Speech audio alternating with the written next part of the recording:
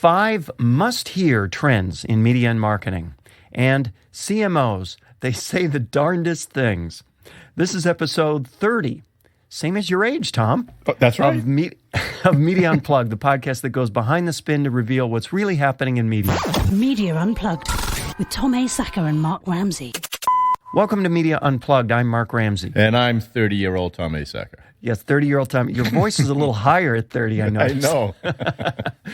Tom, we got a couple great topics this week, starting with 5 must-hear trends in media and marketing. This is from Media Village. Now, it's worth noting that Media Village is also a place that hosts our podcast, among other destinations. And this piece is written by Jack Myers, who runs the place. And in no way is this my effort, Tom, to try and encourage or incite Jack to listen to our podcast because, as you know, he's far too busy to take out 25 minutes of his time to listen to this podcast, which focuses entirely on his content. Yeah, Wouldn't you agree? Yeah, no, I agree. And I'll try not to be my snarky self so that we can stay on his website or wherever he's publishing this. So. All right, so 5 future-looking trends in media and marketing. This was really thoughtful, I think. There were a couple of trends I wanted to focus on. The first one was agency and media realignment and reinvention. By the way, there are a lot of $10 words in this, so I want to try and cut through it a little bit. Here was one of the points that I thought was really interesting. He references John Wanamaker. John Wanamaker. That's a tough one, isn't it, huh? As we all know, when we can get his name out, he's that retailer who many years ago said 50% of the people can pronounce my name and the other half can't. Coined the phrase, half of my marketing dollars are wasted, I just don't know which half. I think he was talking about advertising specifically at that point. So here's what Jack writes. Reimagining John Wanamaker. Has he been misquoted all these years? Many modern marketers are saying behind closed doors, quote, only half or less of my advertising works, and there may be bot fraud and lack of viewability, but hey, as long as it works and as long as it's more cost efficient than last year for the same metrics and awareness, I don't care if I know which half works. As a matter of fact, I don't care if only 30% works if I'm paying 75% less for the 30% that works. Now, Tom, this struck me as I read this as kind of really telling because what it essentially says is, I don't care about impact. I don't care about targeting. I don't care about how well any of this stuff works. Bring on more volume, bring on more choice, bring on limitless inventory. All I care about is lower cost. Yeah, and it's a catch-22, isn't it? Because the more people think like that and the lower the costs get, the more flooded we are with media messages and marketing messages, and the less impact it will have because the more noise there is, the less we can actually hear a sound in all of that noise. Right. So in other words, if I don't care if only 30% works, if I'm paying 75% less for the 30% that works, well, that 30% is going to go to 20. But as long as I'm paying 80% less, it's okay, right? Which goes to 10, which goes to 5. So before you know it, we're paying almost nothing for almost nothing, and everyone presumably is happy. Except for the consumer who's exposed to the person that we care about the most. This whole idea of being able, this algorithm-based decision-making and awareness as the primary measure of marketing success. Those two things, this growing ability to track and measure everything, it's going to create some truly poor unintended consequences. It's going to distance marketers from the real people in real situations that they're in business to serve and to improve. They're going to lose the critical sense of empathy and collaboration that fuels creativity because they're going to think that they know what's happening because they have this data in front of them telling them what's happening. This is it's like hypnosis. It's going to put people to sleep. No, seriously. And unfortunately, the consumers will be the ones most asleep of all, while the rest of us think we're doing our jobs at greater efficiency with more choices. And it just seems like a downward spiral to me as I read that. Here's another point. Strategic ideas and creativity gain increased prominence. I thought you'd like this one. With marketers focus on partnering with media brands and addressable targeting to implement below-the-line marketing objectives such as shopper marketing, consumer sales promotion, trade promotion, et cetera, et cetera, et cetera. Strategic ideas and creativity gain increased prominence. I guess my only question is, how does that reconcile with the previous point? Well, right? Yeah, it sounds like what he's saying there is, while we're out spreading all these messages around, let's try to focus and find the right media properties to speak to the people that may, in fact, actually be interested in the messages that we're trying to spread around. So at least we'll be overwhelming people with relevant messages as opposed to irrelevant ones. You know what I mean? So in other words, the media brands that matter more will matter still more, and everyone else will matter less, and it'll just be a matter of efficiency. Well, the media brands that don't appeal to specific market demographics and psychographics, interests, people's interests, those are the ones that are in trouble. He makes that point as well. In the next one down, below-the-line marketing budgets will drive investments in premium branded media content, which will often be defined based on socially active brand purchase influencers. So, there you go, premium branded media content. And his follow-up point, it will become increasingly difficult to differentiate among sincere brand advocates, paid brand advocates, and corporate-funded brand advocacy. This won't necessarily be as bad as it seems. Now, as I read that, what I take from that is authenticity, schmauthenticity. Are you stealing from me? That's my rant later. Great. But go ahead. It's really all about, is there value there or not? Is it relevant or not? And in terms of its genuineness, all of that is less relevant, is less pointed. Well, we somehow are convincing ourselves that the most important thing in marketing today is to get our message heard. That is it. That's the extent of it. And unfortunately, things like Donald Trump having good poll numbers is reinforcing that image that that's what you need. But you're going to see that that's not all that you need as the elections play out. And if you look in the marketplace, that's not actually how people make decisions. Yes, they have to be aware of something, but pounding these messages into people's heads are not what get them to change their behaviors. Well, and you're getting now also to the point of metrics, because if the metrics we're measuring are reach metrics, frequency metrics, if we're looking for sheer attention, your measure will reinforce the behavior that the measure is designed to measure, right? That's right. That's exactly right. That's an interesting point. In a second part of this Media Village thing, Jack goes on to talk about his second point, reinventing content. And he has a couple things in here I just want to touch on. Multiple news media will integrate their news collection and publishing around a collaborative content aggregation service. The focus of independent full-service news providers will shift to long-tail content development, social media, native content, and branded journalism. There's a lot packed in there. Yeah, translate but that again, for me. I want to read that first sentence one more time. Multiple news media will integrate their news collection and publishing around a collaborative content aggregation service. Now, what does that mean? They're going to post their articles on Facebook? That's exactly what it means. That's where I was going. That's exactly where. What other collaborative content aggregation service do you know, Tom? Can you think of any that are popular? No, not really. No, not really. It's Facebook. A couple other interesting points here.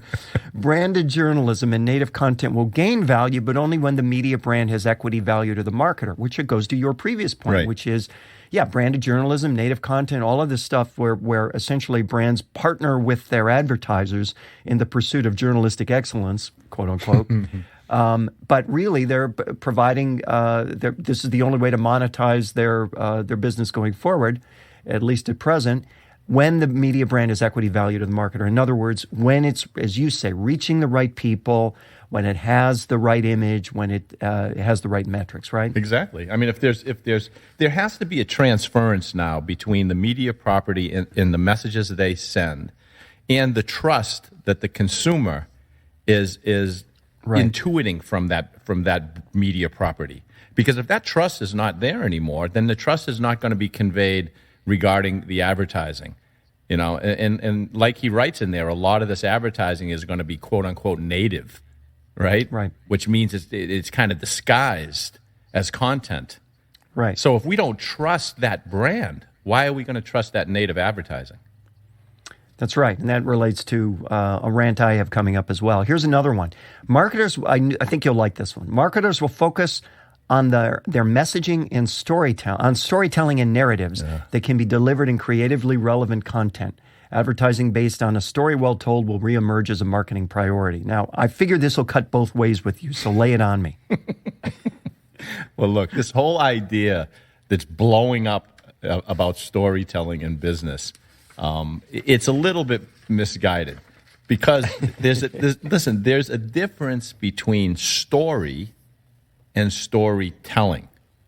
Consumers don't necessarily want to be told stories by all of these brands. Mm-hmm. What they want is to conjure a story in their own mind with themselves as the hero of that brand story, of the interaction with the brand, of the value they're going to receive with the brand. So you know what? Yeah, sometimes a story can help. If I'm a salesperson, I'm talking to somebody, I'm going to tell a story to pull them in and engage them. But it's not the panacea that everyone's making it out to be. So in other words, when General Electric, much lauded for its content marketing efforts, creates a content piece that's a story about their new jet engine, yeah, that's not the kind of storytelling you're describing. Look, I don't know. If I sit and watch that story about their jet engine, and I'm somebody that's responsible for the decision-making about who we get our jet engines from as an airplane manufacturer, that story could have some influence on me, but it is not going to move me to pick that jet engine. Mm-hmm. It's just not going to do it because, I mean, think about it. This is B2B. There are going to be dozens of people involved in this transaction. And what happens if everybody's telling a story about their jet engines?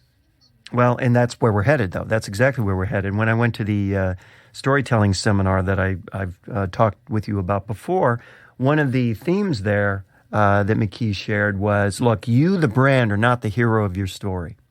And he showed a video of a brand, I don't remember what it was, but it was this kind of great boastful video about we did this and we're great about this and this is how we're heroic and this is what's great about what we do and this.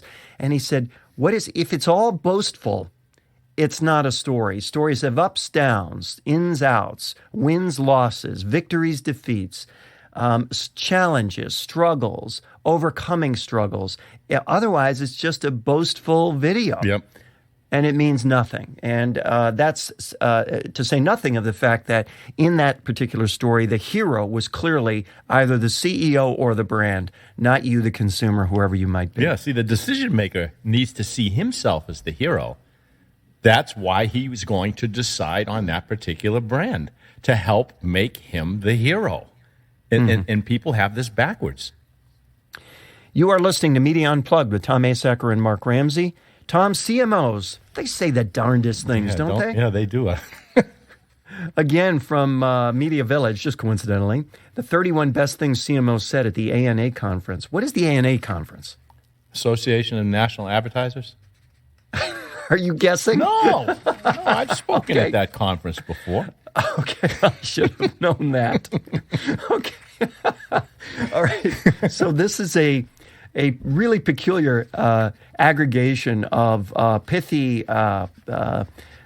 one-liners, missives. Right? Yeah, one-liners. And some of these I really like. Some of these I just think are awful. For the most part, I think they're awful. But, let's go through some, and I'm interested in your take on these. Oh, come on. I don't want to get in trouble with all these big CMOs. All right. Well, then I'll be the one who does the dirty work. Here's one I like. The most dangerous words in marketing. We've always done it this way, from Bradley Jakeman at Pepsi. Yeah. Right on, Bradley, right? Exactly. So let's put Pepsi in a different color bottle, maybe. When's that going to happen? No, but my point is, different is in the eyes of the consumer. not in the eyes of the brand, right? So that's not really different. That's a good point. So different in the eyes of the consumer in the context of Pepsi would be like what? That's a very good question. I think that's what they're struggling with themselves. If I come upon any of your clients, just opt out. Okay, I'll opt out. Here's another one. This one I didn't like so much. You only get one chance to be out front. Platforms get saturated. People move on. Linda Boff, General Electric. Yeah, I don't know what that means. No, you don't. You don't get one chance to be. What does that even mean? I don't know what that means. Here's another. You try to read into the perspective. What is she trying to say? Maybe she's sending a message out there to the people who are working on her new platform saying, you better get this right. Well, it would be more interesting if she actually said that rather than what she said here. From Robert Lynch of Arby's. I don't think advertising is dead. I think it's craving courage. I love that. What kind of courage? Well, you mean the courage reflected in Arby's advertising? That courage? No. Listen, is that what we're talking about? I know what he's saying. I mean, a lot of brand managers and marketing people, when the creatives come to them with concepts, they get scared and they water it down. They take out the emotional component of it and they try to make it this rational pitch. So, but that's the CMO's fault, not the agency's fault, right? Yeah, I think he's speaking to the other CMOs in the room, frankly. Well, I looked at some of the advertising for Arby's, and he better inspect his own house before he starts, doing the white glove test on other people's. More from Linda Boff at GE. Content is content. We fall in love with great storytelling. Oh, here we go. Content is content, Tom. Yeah. Well, as opposed to what? I mean, I don't know. And again, we don't fall in love with great storytelling unless we're reading a novel. What we fall in love with is the idea that having this brand in our life can really improve our life, our jobs, our work, our social standing, the problems that we deal with daily. This whole idea that we're sitting around starving for stories to tell ourselves or to read is crazy. That's what the television is for today.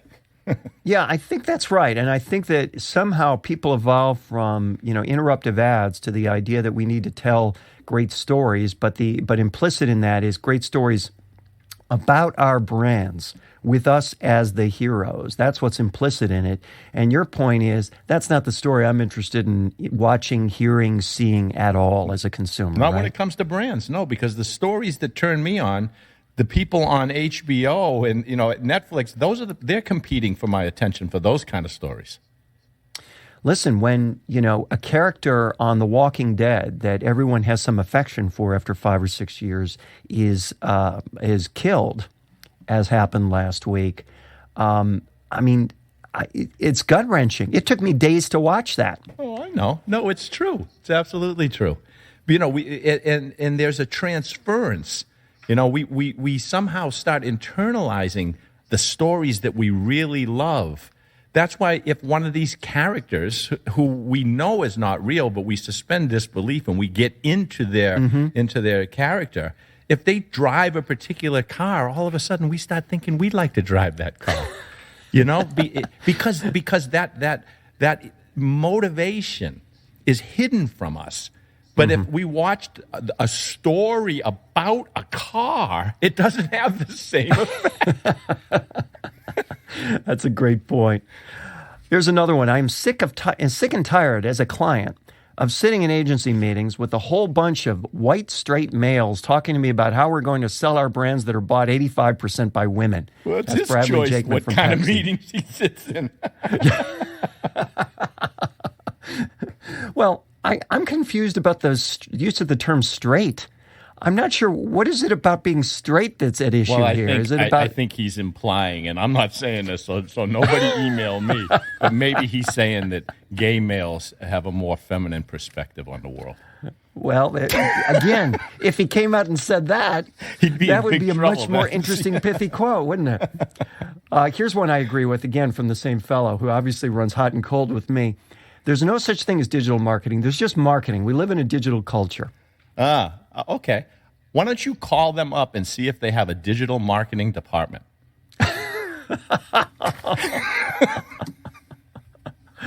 Oh, no. Well, I can tell Pepsi's not your client, Tom. No, they're not. Here's one last I got to read because this one's one of my favorites. All the science of marketing is useless if you don't have a truly authentic brand. Uh-oh. Again, with the authenticity. This is from Denise Karkos from TD Ameritrade. By the way, Tom, do you know what the TD in TD Ameritrade originally stand for? I can't even come up with anything funny. Toronto Dominion. Okay. That from the person who said all the science of marketing is useless if you don't have a truly authentic brand. TD Ameritrade. I love that. Isn't that awesome? That's pretty funny, really. I'll leave out the last one from Melissa Goldie at Calvin Klein. Hiring Justin Bieber was the most difficult decision I've made in 15 years on the brand, which tells you that it must be really hard being CMO of Calvin Klein. Yes, I agree. I wouldn't want to do that either. All right, Tom, it's time for rants and raves. Well, you started it with all this authenticity and storytelling and everything else out there. Now, we've joked about this on past episodes, this growing trend of, I promised I'd never say it again, but this artisanal products. Oh, I can't believe it. Right? Listen. I'm going to go back to the wax museum if you're going to hit me with artisanal again. What I'm going to say is you have been right all along. It appears that authenticity in marketing has finally jumped the shark. According to Strategist from the Future Laboratory, the marketing of authenticity has reached a breaking point. There's so much talk of it that it's not unique. Listen, in fact, it's so overused, it now suggests dishonesty to consumers. And in the article, they also, and this was in Luxury Daily, it also says that the same applies to buzzwords like innovative and bespoke. And it says even all natural and organic are seen by half of consumers as simply an excuse to charge more money. Now, I want to tell you what I think is funny. So I looked at this and I said, now, wait a minute. I wrote an article more than 8 years ago debunking this whole idea of authenticity. And in fact, it was called Authenticity Schmauthenticity. I'm going to read what I wrote in the conclusion of And I thought I made that up. No, I'm going to read what I wrote in a conclusion for you. I wrote, be authentic is a hollow cry. It smells of the marketing puffery we chide. Instead, follow the lead of brand auteurs like Apple's Steve Jobs. What kind of prediction was that? Ronald Shake of Panera Bread. Oh, another one. Brennan Page of Google. Yeah, I predicted that too. Disney's Robert Iger. Okay, 4 for 4. Dream big. Stay tuned into the changing marketplace. Always be in beta. Have a fanatical attention to detail. Put your people at the heart of the brand, making sure that everyone understands his or her role in making the brand the star. And always, always put on a great show. What's going on here, Mark, is that there's this old saying, if you want people to think you're funny, don't tell them you're funny. Tell them a joke. All this authenticity stuff is not making people think you're authentic. Be authentic. That's awesome. Don't tell them you're authentic. That's awesome. I was going to ask you, as a result of that article, so if that's true, then what do we do? And you just spelled it out in that paragraph you read. Yeah, absolutely. I mean, stop talking so much. Start doing things that demonstrate who you are. But see, marketers, they think their job is to talk. And that's where they've got to flip this whole idea on its head and say, no, that's not our job. Our job is to create interactions with people so that we can prove to them what we're really in this for. That's it. That's great. That's great. What a great, that's the word. I hope Jack's still listening. I hope so, too. Okay. I've got a... Go ahead. Every time you get ready to rant or whatever you do, I start worrying a little bit. Well, this one's not so bad. This is a rant, and then I've got an awesome little mini rave. This is from The Wrap, and the article is titled Fandango. You know, the site that allows you to buy movie tickets online. Fandango blames inflated movie scores on computer glitch. A sizable number of movies, Tom, have received higher than deserved ratings on the online movie ticket broker Fandango, but the NBC Universal-owned site, did I say NBC Universal-owned? Go ahead, I'm waiting to see is which blaming movies. a computer. They're blaming a computer glitch, Tom, because you see, algebra, Tom, is hard for NBC Universal. Math for NBC Universal is hard. So they discovered a bug. This was actually reported by the website 538 that pointed out that Fandango's aggregate scores are consistently higher than those of other movie sites and rarely give any movie less than 3 stars because, as you know, Tom, every movie, like every child, is above average. Fandango's star rating was higher than the IMDb rating 79% of the time. The Metacritic aggregate critic score 77% of the time. The Metacritic user score 86% of the time. The Rotten Tomatoes critic score 62% of the time. And the Rotten Tomato user score 74% of the time. Fandango, of course, denied any suggestion that it deliberately inflates movie ratings in order to boost ticket sales on the site. Because why would one thing lead to another necessarily? Right. One reason that ratings on the site could be higher than those of its rivals, a good number of the site's visitors are enthusiastic advanced ticket buyers and perhaps more likely to be very positive about their purchase or potential buy. In other words, Tom, the people who go to Fandango, Fandango argues, are rating the idea of the movie, not the actual movie. Oh, I've had people do that with my books. They never read the book. They just said, I hate the idea of this guy's book. And I've heard about that. You've told me about that in the past. I find that it's horrifying. True. So again, not the irony is that shouldn't be any less true of these other destinations. IMDb, Metacritic, all this other stuff. All these guys have the same kind of propensity. Rotten Tomatoes, same thing. The same propensity to boost the ratings because they're more interested in the movie. So this is a lot of hooey, and I don't trust Fandango is the point of my And you rant. know what? That is going to do nothing but spread through the population. And what's going to happen is the same thing that happens to me when I go out and read any kind of Amazon review. I don't even look at the 5 stars or the 1 stars. I go to the 3 stars and look for the one that has the most people commenting saying thank you for an honest review. Interesting. Yeah. Finally, I want to close with a quotation. This is my rave. I found this pithy quote this week from the great, late, legendary auteur, actor, filmmaker Orson Welles. Never touch shit, even with gloves on. The gloves only get shittier, but the shit never gets glovier. What the hell is that? Is that true?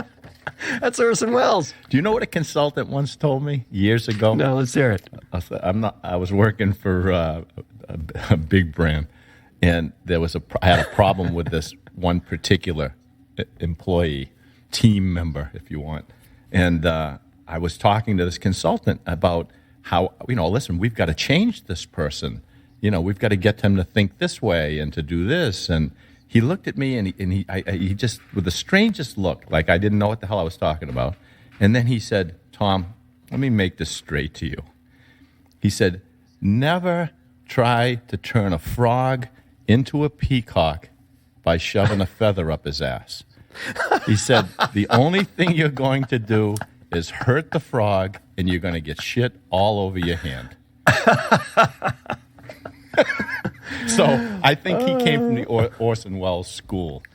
I think so. Yeah. That's Media Unplugged for this week. Please remember to subscribe to us at iTunes or on Stitcher. And while you're there, please rate the show. It does help other folks discover us. You can also catch us at SoundCloud, Podcast One, Radio Inc., Media Village, at least for now, and Net News Check. You can follow Tom on Twitter at Tom Asacker and Mark at Mark Ramsey Media. Send us your questions and comments using hashtag Media Unplugged. If there's a media topic you want us to cover, tweet us. You can read the show notes and share the show at our fantabulous but lean and mean website, MediaUnplugged.net. Special thanks to the uber producer of Media Unplugged, the amazing Jeff Schmidt. Exciting audio for media. You can find him at jeff-schmidt.com. For Tom Asacker, I'm Mark Ramsey. Thank you for listening.